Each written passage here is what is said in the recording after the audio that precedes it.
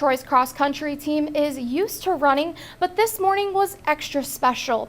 They were running in honor of a local teen who was killed while doing the same.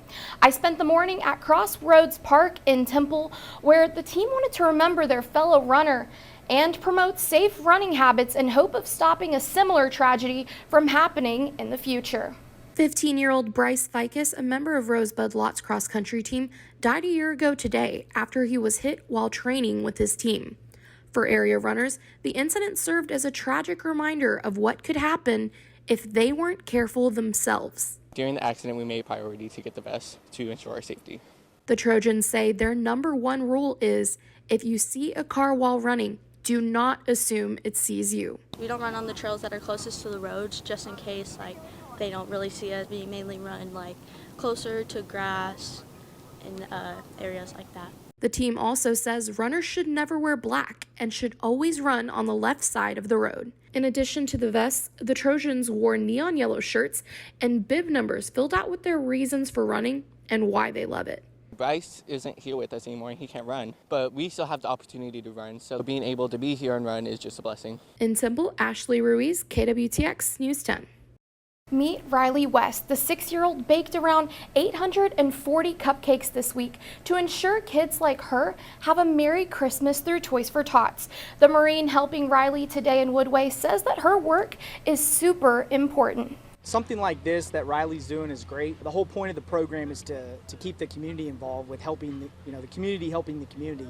And things like this allows the community to be involved to help support, again, those children that are in need to be able to have an enjoyable Christmas.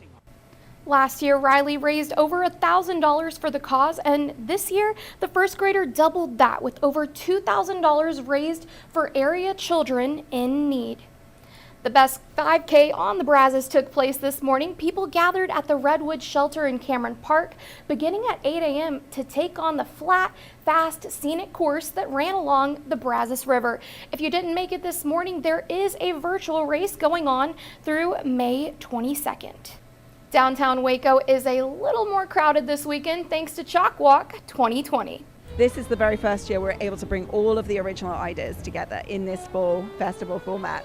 And I have to say, looks like it's a hit because it's been absolutely thronging since before we even opened. We were hoping that we would attract at least as many as last year, which was 12,000 people. But I think we are already way up on numbers from last year. So I'm estimating that if it stays like this, today we will certainly have seen about 8,000, maybe even 9,000 today.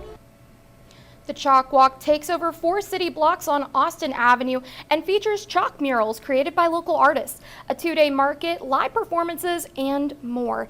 If you missed the fun today, be sure to head back downtown tomorrow from 12 to 5, and you too can check out these really cool drawings that are all over the streets downtown.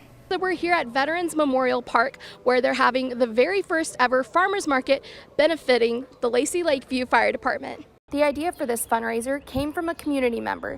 Chief Patty Faulkner says that putting on something like this is important not only for the fire department, but for those in the community they serve. She was looking for different ways of doing fundraisers other than what we've historically done, and it's been really great because not just this fire department, but a couple, 3 community members have been in here help organizing it as well. And so it was a good way to get our community involved, see what we do and to help us out and give a little bit of break to the ones that are always doing the fundraiser stuff.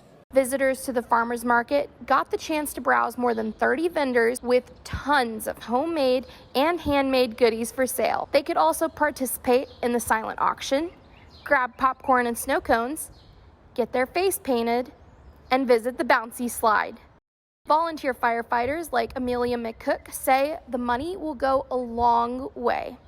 It's just for whatever we need. We do a lot around our community that we have to raise funds for. When we do our Easter stuff, we like to make sure we always have funds. We're always raising funds to make sure that we never run out and we always are able to do what we need to do. The department says they think their fundraiser at Veterans Memorial Day Park is a hit and wanted to share this sweet message with everyone who came out to support them. Thank you, Lacey. For News 10, I'm Ashley Ruiz.